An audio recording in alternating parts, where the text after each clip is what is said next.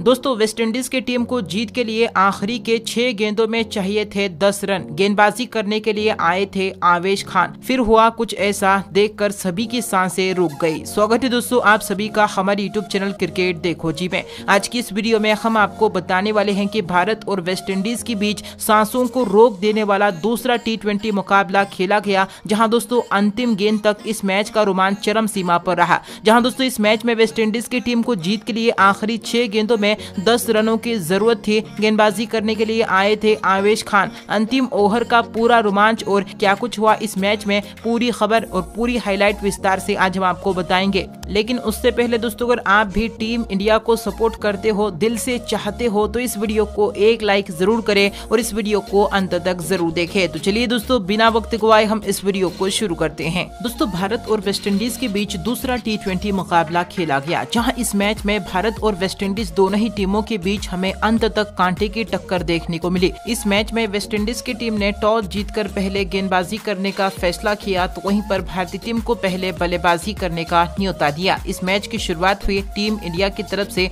Opener बल्लेबाज के रूप में रोहित शर्मा और सूर्य कुमार यादव की जोड़ी बल्लेबाजी करने के लिए मैदान पर उतरी। लेकिन इनिंग्स की पहली ही गेंद पर कप्तान रोहित शर्मा 0 रन के स्कोर पर ही ओबेड मैककॉय की गेंद पर कैच आउट होकर अपना विकेट गंवा बैठे और टीम इंडिया को बेहद ही खराब शुरुआत मिली। लेकिन इसके बाद अगली ही ओवर में श्रेयस अय्यर और सूर्य कुमार यादव दोनों ही खिलाड़ियों के बल्ले से एक गगनचुंबी छक्का देखने को मिला। परंतु अब एक बार फिर से ओबेड मैककॉय ने अपनी बेहतरीन गेंदबाजी का जलवा बिखेरा और सूर्य कुमार यादव को 11 रन के व्यक्तिगत स्कोर पर आउट करके पवेलियन भेज दिया। हालांकि विकेट के बावजूद भी नए बल्लेबाज ऋषभ पंत के बल्ले से मैदान पर आते ही एक के बाद एक 2 गगनचुंबी छक्के देखने को मिले। परंतु अब 5वें ओवर में श्रेयस अय्यर अलगारी जोसेफ का शिकार हो गए और मात्र 10 रन बनाकर पवेलियन लौट गए। लेकिन इस विकेट के बावजूद भी नए बल्लेबाज हार्दिक पांड्या ने आते ही चौके और एक गगनचुंबी छक्के के साथ अपना खाता खोला। 6 ओवर के पावर प्ले में टीम इंडिया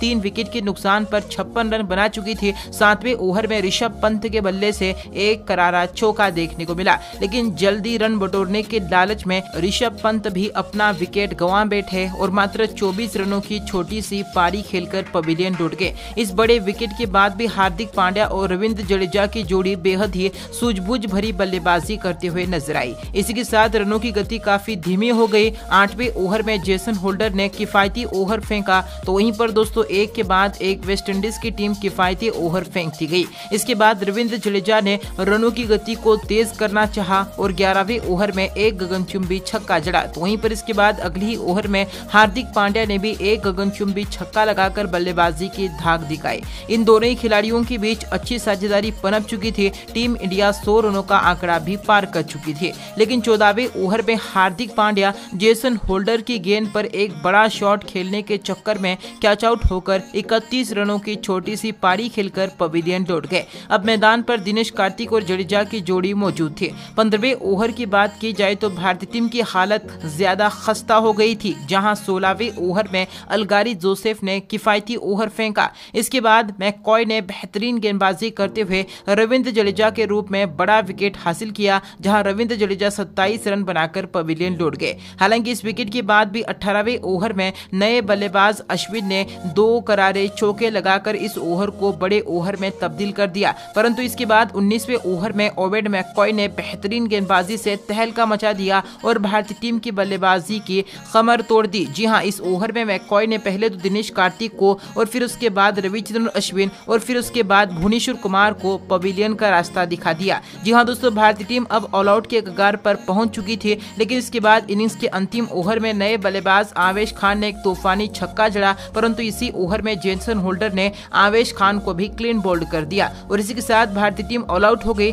टीम इंडिया ने अपने इस इनिंग्स में 19.4 ओवर में ऑल आउट होकर 138 रन बनाए। जहां दोस्तों इसी के साथ वेस्टइंडीज के सामने भारतीय टीम ने जीत के लिए 139 रनों का लक्ष्य रखा। वहीं दोस्तों वेस्टइंडीज की तरफ से ओपनर बल्लेबाज के रूप में काइल मेयर्स और ब्रेंडन किंग बल्लेबाजी करने के लिए मैदान पर उतरे, जहां इनिंग्स की पहली ही गेंद पर ब्रेंडन किंग ने एक शानदार चौके के साथ शुरुआत की। तो वहीं पर इसके बाद दूसरे ओवर में ब्रेंडन किंग ने अर्शदीप सिंह की गेंद पर लगातार 2 चौके जड़ दिए। अब चौथे ओवर में काइल मेयर्स ने चौके के रूप में बाउंड्री बटोरी। इन दोनों ही ओपनर बल्लेबाजों ने मिलकर वेस्टइंडीज को एक शानदार शुरुआत दिला दी थी। तो वहीं पर इसके बाद छठे ओवर में ब्रेंडन किंग ने एक के बाद एक लगातार एक चौका और एक गगनचुंबी छक्का जड़ दिया। 6 ओवर के पावर प्ले में वेस्टइंडीज की टीम बिना कोई विकेट गंवाए 40 रन बना चुकी थी। टीम इंडिया के अहम गेंदबाज विकेट लेने में असमर्थ नजर आए, लेकिन अब हार्दिक पांड्या ने बेहतरीन गेंदबाजी का जलवा बिखेरा और 7वें ओवर की पहली ही गेंद पर काइल मेयर्स को 8 रन के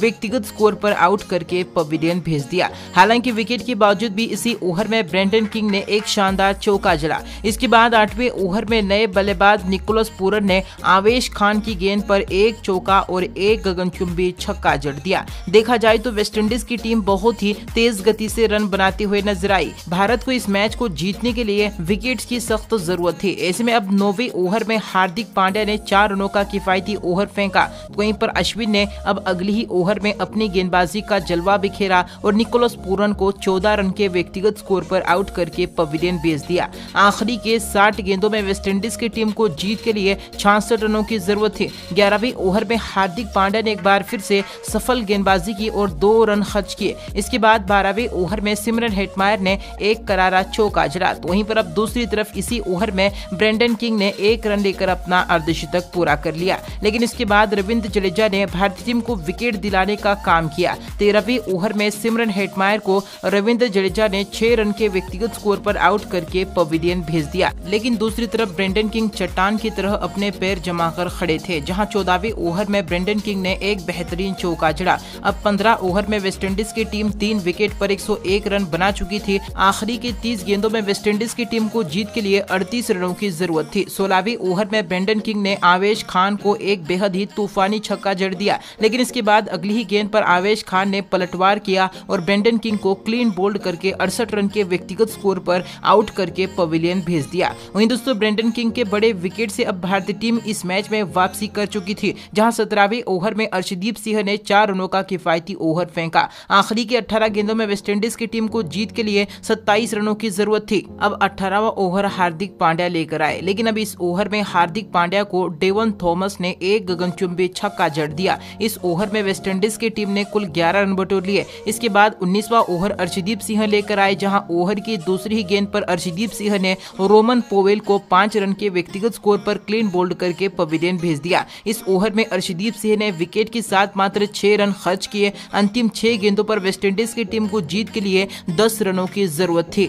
देखते ही देखते इस मैच का रोमांच चरम सीमा पर पहुंच चुका था। अब दोस्तों यह निर्णायक ओवर करने के लिए भारतीय टीम की तरफ से आवेश खान लेकर आए, जहां पहली ही गेंद पर आवेश खान ने 1 रन दिया। तो वहीं पर दूसरी गेंद आवेश खान ने नो बॉल डाली और दोस्तों अब दूसरी गेंद पर डेवन थॉमस ने खतरनाक बल्लेबाजी करते हुए एक गगनचुंबी छक्का जड़ दिया और इसके बाद तीसरी गेंद पर डेवन थॉमस ने एक बेहतरीन चौका लगाकर वेस्टइंडीज की टीम को जीत दिलाई। आवेश खान की नो बॉल भारतीय टीम को बेहद ही ज्यादा महंगी साबित हुई। दोस्तों ऐसे में वेस्टइंडीज की जीत पर और भारतीय टीम की हार पर आपकी महत्वपूर्ण राय क्या है, उसका जवाब आप हमें कमेंट करके जरूर दें। धन्यवाद।